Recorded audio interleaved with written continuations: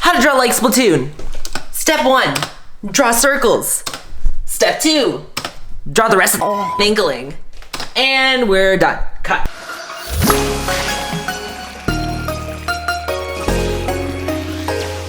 Splatoon's art style, so messy yet so imperfectly perfect that it's a confusing mess of a style that's really difficult to accurately achieve. Unless there's a way to streamline this style down to make it understandable. Well, watch till the end of this video and you'll be mimicking Splatoon's art style with so much accuracy that even your treasure skills get an added upgrade. Alrighty, let's get into it. Ah yes, software, the most essential part of making digital art. Splatoon is created with a digital drawing application. In terms of what application the talented artists over at Nintendo use is a mystery, but because my dad works at Nintendo and I have access to their iCloud files, I can confirm that the following software which Nintendo uses is MS Paint. Okay, but for real though, there are two very important aspects you'll need when replicating Splatoon's art style. That's clipping mask and the ability to import or edit brush settings. You could utilize alpha locking in place of a clipping mask, but the latter is generally preferred, for several reasons I'll get into later. If you don't know what these terms are, I'll briefly explain. Clipping masks in alpha lock essentially allow you to draw on top of an existing layer, but only within the drawn shape itself. For alpha lock, you're drawing on the same layer of the existing shape, while clipping mask allows for the same concept with the added benefit of drawing on a separate layer. So why exactly is this important? Well, with Splatoon's style of shading and coloring, you're gonna be needing a lot of clipping mask. Trust me, the time you save when you use these features is well worth it.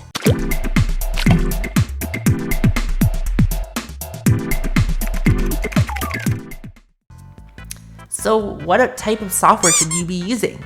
Depends on the drawing tablet you have. If you're an iPad guy like me, then Procreate is hands down the best option. As for my Wacom, XP Pen, and other drawing tablet artists, you have an abundance of free and paid software at your disposal. I've never touched a drawing tablet outside of my iPad, so my opinions are probably invalid, but what I can say from observing the abundance of amazing artwork on Twitter is that CPS, Clip Studio Paint, Adobe Photoshop, Illustrator, and Paint Tool Sci are generally the most used. As for my Android tablet artists, I have no clue. Sorry. I'll be using Procreate to demonstrate the following steps, all of which can most likely be translated over to the drawing software of your choice.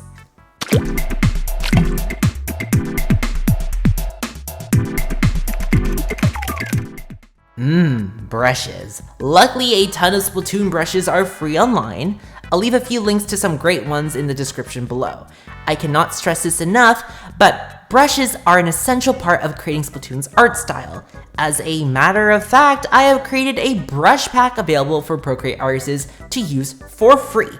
Links are available in the description below, and you can download it now via Twitter or the Discord link.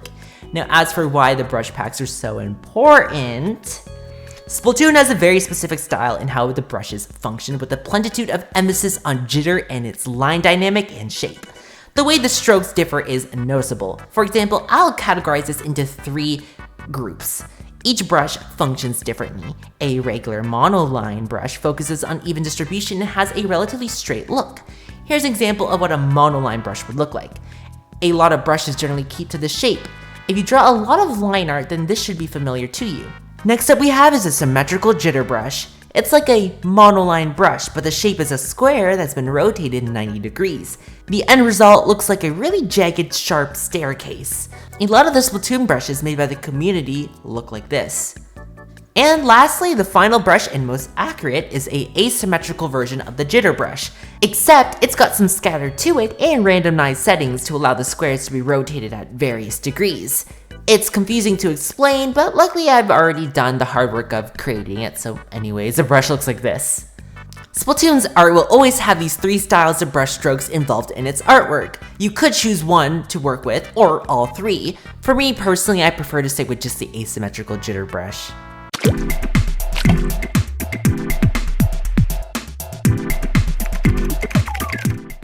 Next up is shape and anatomy, which is an integral part of Splatoon's art style. One of the most notable things in the Splatoon art style is the blocky shape and rounded curves on certain areas. For example, take a look at the Inkling's head, which encompasses rounded cheeks, whereas the hands are extremely blocky shapes. As for the proportion of Inklings and Octolings, they are exaggerated when compared to actual human proportions. Inklings for the most part stay true to their average proportion when it comes to their lengths of their appendages. However, they differ when it comes to the size of their head, hands, and eyes. When drawing your character, remember that the head plus tentacles should be slightly larger than shoulder width. Hand-wise, from the palm to the fingertips, the length should fall within the distance between the Inkling's chin to their eyebrow line. Next up is joints. Splatoon's art style is heavily depicted using sharp, blocky edges on knees and elbow joints. Their forearm and calves are rounded. When drawing, you should try drawing everything to scale and making sure that the fingers have similar shapes to that of the official style, and to do that, you should be pulling up references as much as possible. References help ensure that your art piece pays homage to the original source material. So try checking out the Splatoon wiki for images you can use as refs.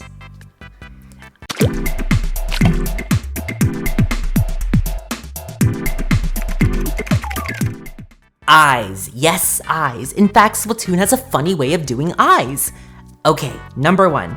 When drawing the black mascara outline / raccoon eyes / I haven't slept in 24 hours baggy eyes, the bottom part is always a hairline thin.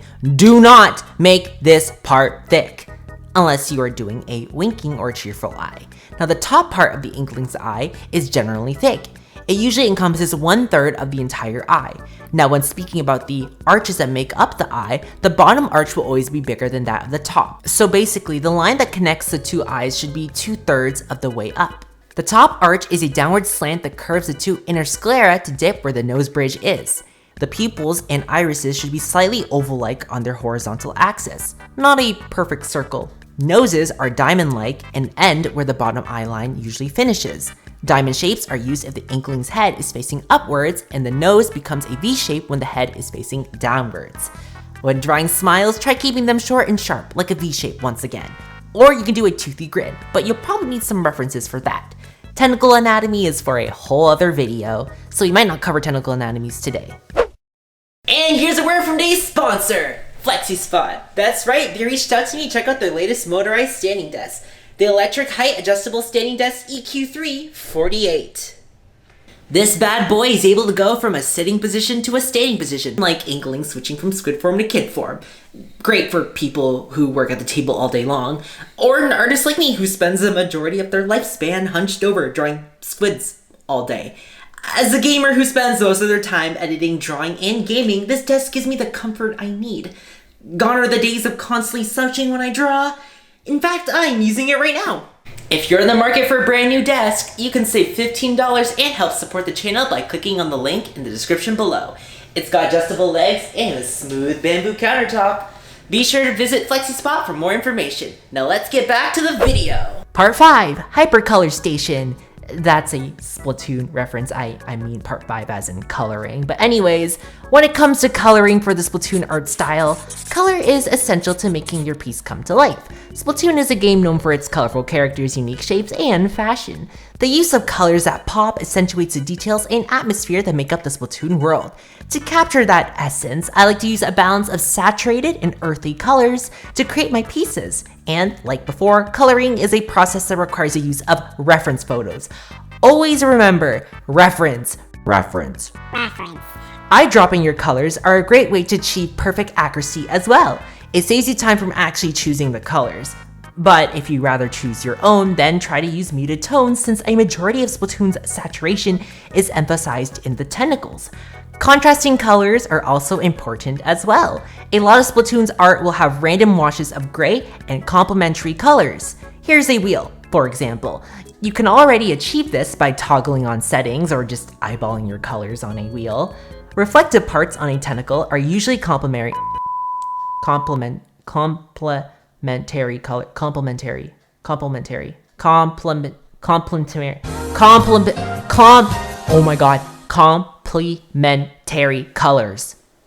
Reflective parts on a tentacle are usually complementary colors.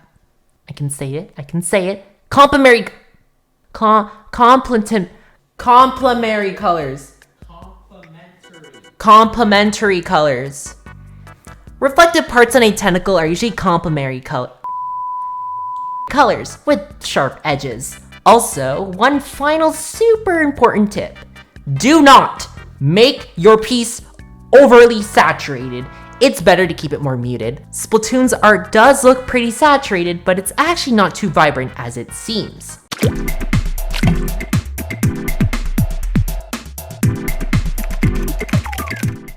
Part 6. Don't even bother shading. Well, do it, but don't try. Splatoon's art uses a variety of shading techniques, but the two main ones that they use for most pieces is a form of cell shading. Cell shading is a non-photorealistic rendering of an image that avoids the use of shading gradients. Funny enough, there are also parts where you would shade with a gradient. In many Splatoon art pieces, Nintendo tends to differentiate similar colors through the use of harsh lines that create depth. The idea behind this is to create a flat look by minimizing the number of discrete shades.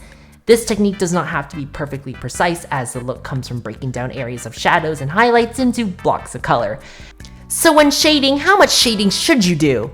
Literally not that much. Splatoon's art style is flat as heck. It's actually really flat. Areas of gradient shading include leggings, tentacles, noses, ears, ink, and fingers. Cell shading is mainly used for knee joints, clothes, shoes, and reflective areas. Not the circular pieces on the tentacles, I'm referring to the more generalized shading. But it's extremely important that when you shade, it should never look too smooth. You want the look to be rough and brushstroke-like, and that means avoiding color transitions that fade nicely. Instead, you should use one of my Splatoon brushes, or anyone else's, as an eraser to create a rough look that subtracts some of that smoothness.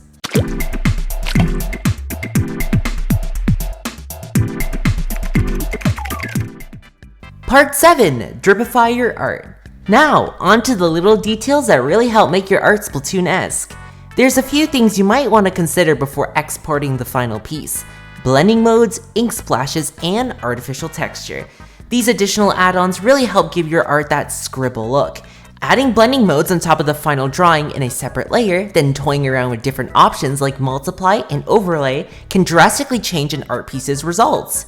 Here's an example of what blending mode can do to a drawing. You can either do partial blending modes or full ones depending on what feels right to you. With partial ones, you'll want to take a Splatoon brush and draw a vertical line downwards. The width of the line could be long or short, it's all up to personal preference. But these lines are generally used to emphasize lighting or for more dramatic contrast. Next up is the ink splashes. These are present in a lot of Splatoon's artwork. Ink splatters can be located on faces, floors, hair, backgrounds, clothes, you name it. It's everywhere. But how do you draw them? Well, my tip is to take a regular splat brush and draw the general shape of the ink splash. Then take the same brush and use it as an eraser to remove the middle section of it. You're basically creating a narrow line that smoothly opens wide like a raindrop. Also, be sure to leave some small circles to represent those extra splashes. And finally, artificial texture. Use one of my texture brushes or any rough brush and scribble the thing basically everywhere. Afterwards, put the layer on blend mode and start playing around with the different options and opacity. You'll get the Splatoon style brush look with no time wasted. Perfect for pumping out artwork. And we finally reached the end of the video. I'm not a professional or anything, but I really do hope that you learned something from this video. I might have not explained everything perfectly, but Splatoon's art style is all about imperfect perfection. So, go all out. Also, tag me on Twitter or Instagram at Pufuu Live. If you have any art to share, I'd love to see how your art turned out. You can follow me there for more tips too. Oh, and if you enjoyed this video, be sure to leave a like and comment. And show your support by subscribing to the channel. So until next time, Pufuu offline.